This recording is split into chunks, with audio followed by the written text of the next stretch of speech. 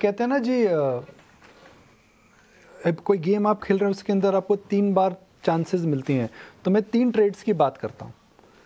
एक short term trade, एक medium term trade, एक long term trade. Short term trade 3 से 6 महीने की ट्रेड, मीडियम टर्म ट्रेड 1 से 1.5 साल, 2 साल और 3 साल प्लस। अगर आपको एक ऑप्शन मिले कि भी आप 3 ट्रेड्स ही कर सकते हैं, टाइम फ्रेम मैंने डिफाइन कर दिया है, तो आपकी शॉर्ट टर्म ट्रेड क्या होगी, लॉन्ग टर्म ट्रेड क्या होगी और मीडियम टर्म ट्रेड क्या होगी? तो मेरी 3 से 6 महीने के पॉइंट ऑफ व्यू से एक्चुअली होगी फार्मा।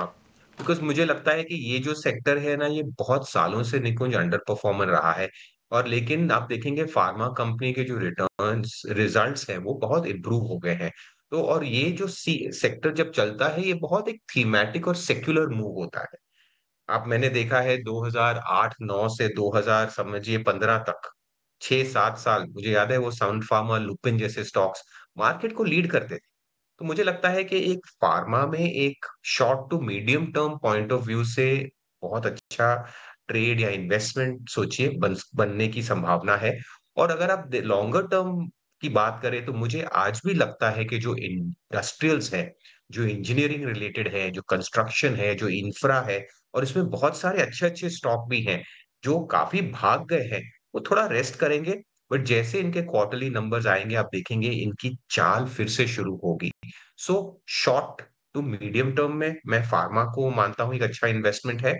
और अगर आप लॉन्गर टाइम फ्रेम और इस इस बुल मार्केट की जो थीमेटिक लीडरशिप है, मुझे लगता है अभी भी इंडस्ट्रियल्स है जो निफ्टी अभी 25,000 के आसपास है, इसके अंदर पोटेंशियल है कि साल के एंड तक 5 से 6% और बढ़ सकता है। आप ये बोलना चाह रहे हैं? है। साल के एंड तक तो एग्जैक्ट नहीं बोलते, लेकिन निकुंज के जो पेस ऑफ मूव था, जैसे पिछले 2 साल में क्या था कि मोमेंटम जो इंडेक्स में बहुत था। और अब मुझे लग रहा है कि ये हम ऐसे फेज में आ गए जहां पे मार्केट रेस्ट करेगा। देखिए, करेक्शन दो किस्म के होते हैं। एक होता है प्राइस करेक्शन और दूसरा होता है टाइम करेक्शन। प्राइस करेक्शन में क्या होता है कि भाव घट जाते हैं, भाई तुम्हारा मार्केट 10, 15, 20, अब तुम्हारा मार्केट 40, 50 टका बड़ा है, तो उसे आधा दे दे, 25 टका मार्केट, 15 टका, ऐसा कुछ। That is price wise. और उसमें क्या है, बहुत दर्द होता है। दूसरा होता है time wise correction. Time wise correction में क्या होगा कि भाई ऐसे आपके लेवल नहीं है, भाई 25,000 का निफ्टी है, 24,000 हो जाएगा। तो जब तक 22-23 हजार नहीं हो, तो मुझे नहीं लगता है कि ऐसा कोई बड़ा पैनिक है। यहाँ पे अगर कई महीने भी निकाल दे तो अच्छी बात है। बिकॉज जब मार्केट साइडवेज भी होगा ना, आप देखेंगे कई सेक्टर्स और थीम्स जो है फिर भी चलेंगे। और जैसे अब हम बात कर सकते हैं कि भाई अभी भी मैं देख रहा हूँ कि मार्केट में एक सेक्टोरियल और थीमेटिक शिफ्ट बहुत आ रहा है। पिछले 2 से 3 में कहने को 25,000 का ही निफ्टी रहा है, बट कई सारे सेक्टर्स और स्टॉक्स है वहां पे अच्छा मूवमेंट आया है। और कई सारे सेक्टर्स और स्टॉक्स ऐसे हैं जिन पे कंसेंसस बुलिशनेस था, सबको पसंद थे, बट आप देखेंगे वो 10-12% घट गए हैं। तो मुझे लग रहा है कि ये जो 5-6% है, मैं सोच रहा हूँ कि ये थोड़ा समय से आएगा, बट मोर इम्पोर्टेंटली ये अपने साथ एक टाइम करेक्शन लेके आएगा।